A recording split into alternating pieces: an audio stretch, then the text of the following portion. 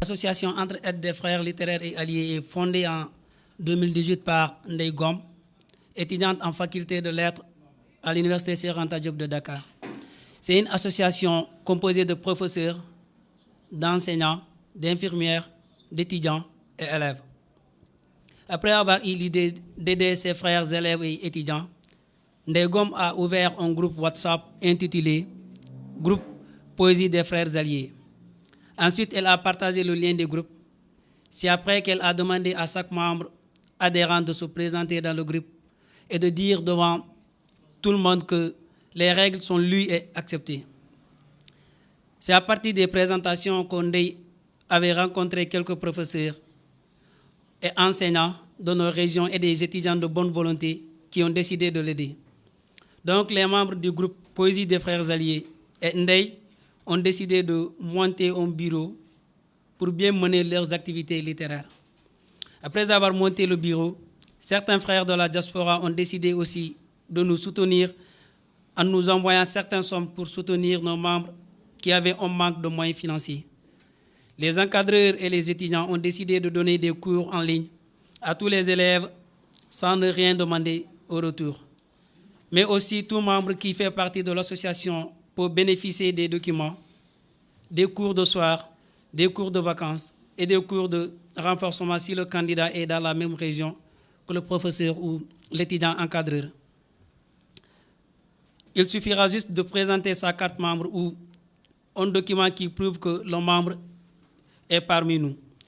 Nos anciens étudiants ont aussi décidé d'accompagner les nouveaux bacheliers de notre association dans leur démarche universitaire en leur ouvrant des comptes Campus Sénégal, les accompagner, les aider avec les préinscriptions en ligne, mais aussi à intégrer le milieu social. Les écrivains et les poètes de l'association poussent aux membres aussi à aimer la littérature. Ils les forment à écrire et les aident à mettre leurs poèmes ou textes sur scène. Certains élèves aussi et membres ont décidé de cotiser 250 francs chaque mois pour aider leurs frères candidats libres afin de pouvoir bénéficier certains cours, car il y a des candidats qui n'ont pas les moyens d'aller dans les privés. Retenons quelques objectifs. Aider nos frères élèves et étudiants par la grâce de Dieu, les accompagner dans toutes leurs démarches éducatives, donner des cours de philo, de français, d'histoire et géographie, et apprendre à certains comment mettre leurs textes sur scène et à rédiger les poèmes, discours et autres. À la fin de chaque année ou semestrielle, nous essayons de se retrouver à Dakar ou dans une région afin de discuter sur les thèmes de nos activités littéraires. Nous essayons toujours de démocratiser la parole en public. Certaines règles ont été mises sur place au sein de notre alliance ou association. Les disputes politiques sont interdites, le racisme, la xénophobie, les insultes sont interdits. La division de fausses informations, vidéos, photos, textes est également interdite. Tout ce qui peut blesser, violenter, humilier, salir une personne, une ethnie ou un pays est interdit au sein de notre association. Et notre bureau est réparti comme suit. Présidente Ndeye Gom, vice-président Bakary Sissoko, secrétaire Mamadou Bari, adjoint secrétaire Ahmed Diop, trésorier Sadio Sek, adjoint trésorier Fatimata Kelly, ainsi de suite pour les autres postes aussi. Le groupe littéraire des frères alliés a une chef de file aussi. Mariama Dia est adjointe Koumba Gueye, qui sont chargés de programmer les séances, de négocier parfois avec les professeurs, étudiants encadreurs et élèves du groupe pour une meilleure prise en charge de certaines choses. La femme, c'est qui? Si ton bro avait compris ta qualité, si le violeur avait su qui tu étais, si et seulement l'assassin avait pris soin de se demander qui tu es, je lui dirais que c'est sa grand-mère et sa mère. Encore, j'ajouterais que c'est sa tante et sa sœur, ou peut-être même sa femme. La femme des matins ensoleillés, la femme des nuits étoilées, la femme des foyers, la femme des fumées, la merveilleuse et la berceuse. La femme des grands toits, la femme de nos joies. Femme, Femme, avec ma voix aiguisée, je chante ta beauté, toi qui as caché le fer et les vers, rien que pour protéger ma chair. Tu es la meilleure sur terre. Tu es douce comme la mer, ton être est hors pair. Toi qui as habité les cœurs pour doubler les bonheurs. Tu ne mérites pas ces violences, monstres violeurs, au cœur, sans cœur. Arrêtez de les faire plonger dans votre faible lueur. Ne la frappez pas. Sokhna Mbacké Dieng, groupe des Frères Alliés. Lisez nos vers, inspirez-vous. Je dis bien, lisez nos vers. Criez nos rimes, parlez, critiquez les mots en l'air. Touchez les cœurs de nos plumes inondées d'amour pour arroser les liens secs. Relisez nos proses, diffusez nos mots au sein du monde opprimé afin que nos liens déchirés se régénèrent. Paix à leur terre du jeu, paix à leur terre que vous avez blessée. Plume des Frères, littéraires et alliés à vos ordres. Merci. La rétrospection de l'écrivain Dembélé. Parlez-moi la vie des amours. Parlez-moi la vie au village. Rappelez-moi les marées de ces beaux temps. Les temps où les grenouilles faisaient du bruit au milieu du village. Remettez dans ma tête le thé des ghettos et les promenades des beaux soirs. Appelez-moi les amoureux et mes amis d'enfance qui me désirent dans les vastes azalées de Youpé Amadi. Villageois que je suis, je n'ai pas peur des loups et les garous à chaque fois qu'ils chantent derrière le rail. Et les marigots, j'avais les larmes aux yeux et je dansais de joie. Ma pensée a décroché les appels de ces oiseaux qui gazouillent là-bas. Sur les gales de notre carrière, la nature a mis me vaut dans les vastes forêts, belles de mon Bundu. Rétrospection, Tambacounda, Bala, Goudiri, Bakel, Kidira ou Youpé Amadi. Rétrospection, retour au natar d'hier aujourd'hui. Les voix des frères alliés et littéraires. Entends-tu les voix des frères alliés, ces voix belles et graves, chantant sans trêve, l'amour et la paix, ces voix aiguisées qui entêtent haine et peine, ces voix porteuses de problèmes. C'est la voix d'El Hadji Gana Sène, c'est la voix de Ndeye Ngom, c'est la voix de l'écrivain Dembélé, c'est ma voix, la voix des cœurs brisés. Ô sacrée plume des écrivains et écrivaines, tsunami et ennemis de la violence, partisans de la paix, plume sans parti et sans clan. C'est la plume de l'écrivain Camara, c'est la plume de Soumaré Adama. Ce sont des plumes bénies faites de toute dignité, qui écrivent pour l'humanité et pour la liberté. Poème dit déclaré par Fatima Takeli. Cœur brisé, poème de Koumba Gaye, La voix libre. Tout allait bien, des jours roses, un amour qui était comme une dose. Tout marchait bien, rien n'était morose. Sans cesse, on parlait de toutes choses. Boum, arriva une petite dispute qui envisagea un déficit. Pensa que cet amour n'était qu'une illusion, tête figée par cette honteuse confusion. On gouffre dans les cœurs de soi-disant amoureux, cœur brisé et qui a besoin d'être réparé. Sera-t-il possible d'obtenir ce héros sérieux? Non, c'est peut-être difficile à gérer. La blessure peut guérir, mais la cicatrice continue de surgir. Réparer un cœur brisé, c'est reconstruire un bâtiment mal fondé. C'est de Boubacar Camara, tiré du roman La lumière entre deux ténèbres. Ô papa, que ton âme repose en paix, que ton Seigneur daigne nous pardonner. Ô noble Père, aujourd'hui je passe par tous les endroits où tu avais posé ton pied. Je n'y retrouve que le souvenir douloureux qui efface en moi la joie de vivre. Ô papa, ni était-ce lourd ordre qui maintient les cieux, j'allais descendre là où ton âme se conjugue avec les cendres béatifiques, même si la mienne serait de l'autre côté. Mais c'est lui qui décide, et il a décidé. Pardonne-moi, papa, je n'ai pas pu. Pardonne-moi, cette âme contre laquelle tu m'avais mise en garde, elle m'a trahi. Je m'en vais. Peut-être que ton Seigneur aura-t-il pitié de moi, comme auparavant, avec Younous, avec Ayouba, avec Daouda et notre père Adam, paix et salut sur eux. Je m'en vais, papa, repose en paix. Toi, tu as échappé, moi, je vis encore. Texte dit déclamé par Amadou Diallo du groupe Poésie des Frères Alliés. Merci. Mon cher Joel, sache que tu mérites mes chants. Tes fils ont honoré leur famille en travail dur sur les champs. Joel, mon chant, enfant de Sapi, enfant de Gafeji, enfant de Modi Mahama, enfant de Dogol, enfant de Bilbassi. Tes guerriers toujours héroïques dans leur champ de bataille. Une population construite comme une paille. Une population qui n'a jamais connu la faille. Entre des eaux et la forêt comme une île. Je t'aime sans doute avec un esprit tranquille. Joel, très petite par sa position géographique, mais ton nom est grâce à ton guerrier Samba Gela Djodjegi, un homme qui n'a jamais reculé devant mort. On ne l'oubliera jamais car il était brave et fort. Joel, des hommes et des femmes courageuses. Joel, des terres vastes et marécageuses.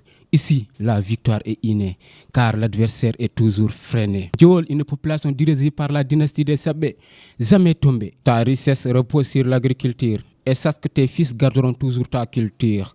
Tous ensemble, avec un Joel Bilbassi uni et puissant. Tous ensemble, avec un espoir dans le futur. Texte déclamé par Amadou Diallo. Bonsoir. Je me nomme Marème Masek, membre des Frères Alliés. Je vais vous déclamer ce poème. Quel monde! La parole donnée n'est plus honorée. Le mensonge est plus élaboré. La fausse promesse est plus colorée. L'argent et le pouvoir sont vénérés. Quel monde! Où sont parties les belles qualités qui résistent nos sociétés? À commencer par la fraternité, nous ne vivons plus en communauté. Quel monde! C'est l'ère de l'individualisme, de l'affairisme et de supériorisme. Nous ne faisons plus preuve de civisme. L'égoïsme a supplanté l'altruisme. Quel monde! Mes frères musulmans ne trouvent plus le calme. La guerre a déclenché son arme. Les mosquées sont anéanties par des cris des armes. La ville est agitée par la disparition des âmes. Pourquoi les organisations ferment leurs yeux face à ces drames? Ne devrons-nous pas penser à leurs états d'âme?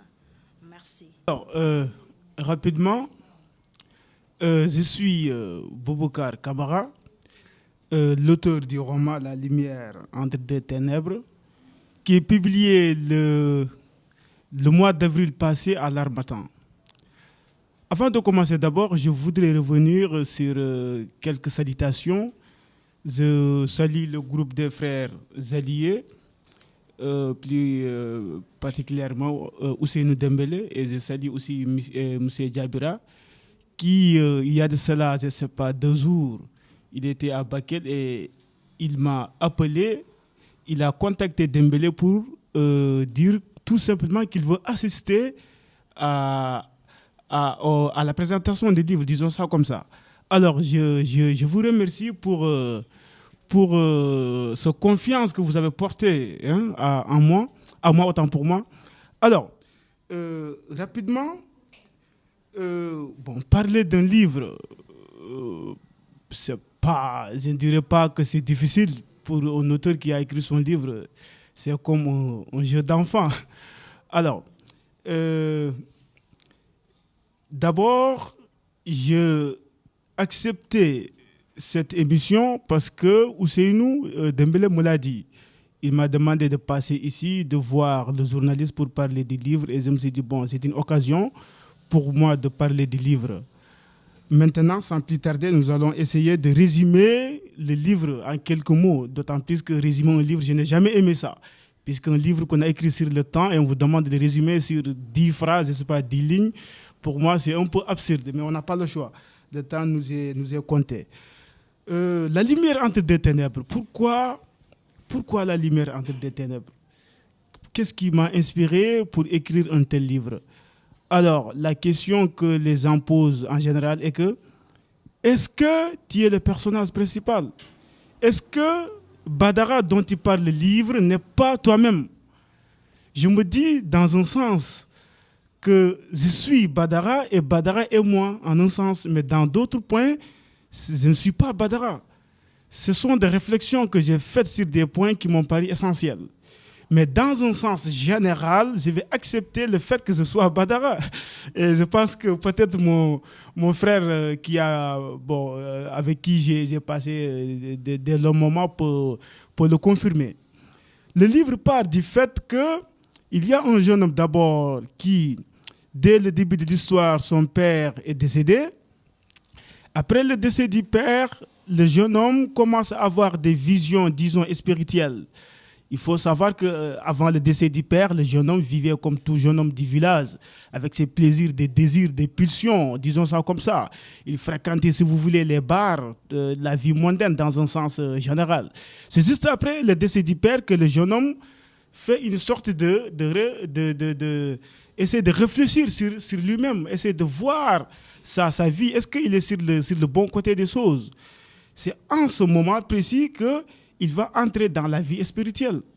Alors, cette vie spirituelle, c'est cette vie que j'ai nommée la lumière dans le livre. Alors, c'est après cette vie spirituelle que le jeune homme va retourner dans les ténèbres. Je vais y revenir justement pour parler de ces deuxièmes ténèbres, si le temps nous permettra. D'abord, dans la première ténèbre, qu'est-ce qui se passe? Dans les premières ténèbres, autant pour moi, le jeune homme était dans la vie mondaine, je vais le dire tout de suite. Dans la lumière, le jeune homme entre en collaboration, ou bien si vous voulez, en communion avec l'esprit supérieur, la divinité. Il épouse une forme de vie qui n'est pas celle qu'il vivait avant. Maintenant, dans cette lumière, le jeune homme va essayer de reconstruire sa vie. Il va baser toute sa vie sur la spiritualité. Il va essayer de s'écarter de la vie mondaine et d'organiser sa vie. Alors, pourquoi le jeune homme va se retrouver dans les ténèbres? Pour ceux qui n'ont pas lu le livre. Ça, c'est la question essentielle. D'abord, j'ai essayé de faire plonger le jeune homme dans les ténèbres parce que je voulais que le jeune homme comprenne d'abord que la vie spirituelle doit être équilibrée. On ne peut pas vivre la spiritualité sans y mettre de l'équilibre. Et d'ailleurs, dans les textes de Imam Gajedi que j'ai eu à lire, c'est le point fondamental dans la vie, dans la quête spirituelle. Dans l'élévation spirituelle, l'équilibre est le point le plus essentiel. Alors, pour qu'il y ait équilibre, il faut qu'il y ait ce qu'on appelle la cohérence ou bien la symbiose entre le temporel et le spirituel. Le jeune homme n'a pas pu ou bien n'a pas su concilier ces deux mondes, le monde visible et le monde invisible. Il a mis, si vous voulez, la raison ou plutôt la foi au-dessus de la raison. C'est certes, dans la religion, on dit que c'est la foi qui domine, c'est la foi qui domine, mais il faut savoir que la vie temporelle, elle aussi, elle nous appelle. Nous avons des obligations à faire. On ne peut pas se livrer à une sorte de vie spirituelle, totalement, complètement. Ce n'est pas possible. Alors, j'ai essayé de le faire passer dans les ténèbres. Et une fois dans les ténèbres, ce qui se passe est que le jeune homme se trouve à Dakar, il doit continuer ses études. Dans la maison où il est ici, pouf, il va rencontrer une jeune fille pour qui il va avoir des sentiments. Et certainement, c'est sa jeune cousine du nom d'Aïcha. Et là, ça complique toute la situation du jeune homme. Et ne disait pas que c'est moi, c'est pas moi. S'il vous plaît. Alors, là, la situation devient compliquée. Là où le jeune homme cherche à trouver l'équilibre qu'il avait perdu au village avec les rêves qu'il avait fait, il se trouve dans une situation embarrassante, difficile à déchiffrer en tout cas. D'abord, il y a Aïcha, à l'école, il est avec des amis qui lui questionnent souvent, et aussi il y a une autre étudiante du nom d'Elisa, dont j'ai parlé dans le livre, qui aussi, on peut dire comme ça, fait une sorte de cours, même si je n'ose pas dire ça comme ça, au jeune homme. Et entre la maison, l'école, à l'université, ça devient compliqué avec l'équilibre qu'il est en train de chercher. Maintenant, le troisième point qui va bouleverser toute la vie du jeune homme, c'est quoi? C'est qu'un jour, je vais souligner, il faut que je souligne ce personnage, c'est la bonne de la maison. Elle aussi, elle a des désirs envers le jeune homme. Et vous allez comprendre que le livre est construit sur les principes même du désir. Alors, quand un jour le jeune homme descend de l'université, il vient à la maison, il trouve la bonne seule à la maison, et le jeune homme il se débarrasse de ses clics et de ses claques, il entre dans la chambre pour se reposer. C'est après cela, automatiquement, que la jeune fille entre dans la chambre et ferme la porte. Et je ne suis pas obligé de continuer le reste. Alors, le jeune homme va forniquer et il va se rendre compte maintenant que l'équilibre dont il cherchait, l'équilibre qu'il voulait établir depuis le début de la narration, en tout cas, vient de se briser à jamais. Il vient de commettre l'acte qu'il ne devait pas faire, en tout cas. Et en quelque sorte, on peut dire que c'est ça le roman. Et il y a un autre personnage du nom d'Amala que j'ai essayé de juxtaposer. Lui aussi, c'est un personnage principal. Il fait partie des personnages principaux dans le roman. Hamala aussi, dans sa vie, c'est un peu parallèle. Hamala, il représente, si vous voulez, il essaie de jeter un regard perçant sur la société sénégalaise. D'abord, il a été à Dakar. Il travaillait, il avait de quoi nourrir la famille, de quoi aider la famille. À un certain moment, il a eu des problèmes financiers, on l'a licencié. Il travaille dans une banque, on l'a licencié. Et lorsqu'il retourne au village, il trouve que lorsqu'il envoyait de l'argent au village, les gens n'ont pas utilisé cet argent à bon escient. Et il trouve à la maison le vide absolu. Et du coup, au lieu que ses siens lui réconfortent, ils vont commencer à le critiquer. Tu ne faisais rien à Dakar, tu faisais la belle vie comme ça se passe, et maintenant tu es retourné à zéro. Et Amala ne peut pas supporter tout cela, il va se livrer à une vie champêtre. Il va être, si vous voulez, un ermite, quelqu'un qui s'éloigne de la société pour jeter un regard d'un philosophe, un regard d'un mystique en quelque sorte. Il y a aussi cette vie de Amala. Mais aussi, il y a beaucoup de thématiques que j'ai développées. Je parle par exemple de d'éducation en général, surtout quand je parle des étudiants. Je parle aussi du rapport de l'Europe et de l'Afrique dans la discussion entre les différents personnages. Je reviens sur ces points essentiels. En gros, je peux dire que c'est ça le livre. Et si vous avez des questions par rapport à ça, alors le temps qui nous est imparti est dérisoire. Nous sommes obligés de je ne sais pas s'il y a 2 ou 3 questions, on va essayer de répondre rapidement. Bonsoir, c'est Amadouba.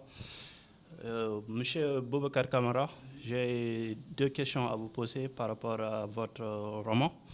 Et là, est-ce que vous pouvez nous expliquer l'idée générale du roman et aussi de nous parler entre Badara et Amala? Pourquoi vous avez choisi ces 2 personnages-là? Oui, je vois la lourdeur de ta question. Mais je pense que pour ta première question, c'est ce que je viens d'expliquer tout de suite. L'idée générale, en général, c'est le résumé du livre. Quand on parle d'idée générale, ce sont les grandes idées qui traversent le livre. Et ces idées générales se rapportent aux différentes thématiques. Donc, pour répondre à cette question, je dirais tout simplement, c'est la trajectoire que je vais d'expliquer tout de suite, c'est-à-dire la trajectoire de Badara entre Badara, Aïcha, cette vie spirituelle, et la question de l'éducation des étudiants, si vous voulez, le niveau surtout des étudiants, la problématique, la question, le rapport entre l'Afrique et l'Europe, et aussi des questions surtout sur ma ville natale, à Kidira. Je souligne aussi des questions dans ce sens, surtout quand je parle de la jeunesse que je vois qui se dégénère.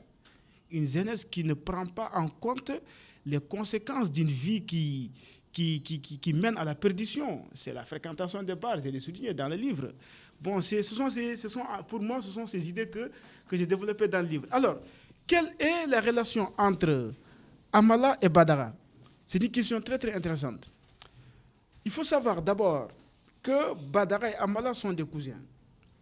D'abord, dès le début du livre, se pose cette problématique. C'est Amala que je mets en scène.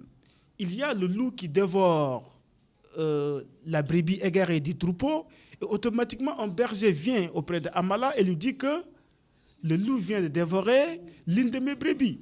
Automatiquement, Amala se dit dans l'esprit que le vieillard est mort. Mais il parle de quel vieillard? Il parle de son oncle. Pourquoi automatiquement Amala dit que le vieillard il est mort? Parce que tout simplement, il essaie de mettre un rapport entre la mort du loup si vous voulez, et la mort du vieillard. Et par là, je retourne un peu dans l'antiquité religieuse musulmane, l'histoire de Omar ibn Abdul Aziz, que j'ai rapporté dans le livre. Mais je vais revenir rapidement à ta question pour ne pas monopoliser la parole. La relation entre Hammala et Badara, ce sont d'abord des cousins. Hammala, c'est le cousin de Badara. Et ces deux personnages, ils ont presque, je dirais, la même conception de la vie. Ils ont presque la même conception de voir les choses. Hormis cela, nous pouvons aussi souligner qu'ils incarnent ces deux personnages la quasi-totalité, la question qui est mise en cause, c'est la question de la spiritualité.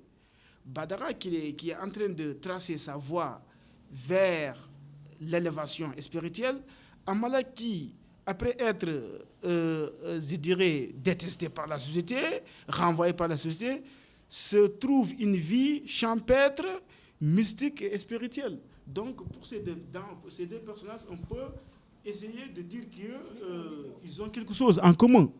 Ce qu'ils ont en commun, c'est quoi? C'est la vie spirituelle. Et cette vie spirituelle, ils l'ont héritée de leur père, si vous voulez. Parce que le père était un homme spirituel, un homme vertueux. Je l'ai bien expliqué dans le livre, si vous voulez. Alors, si vous avez une question.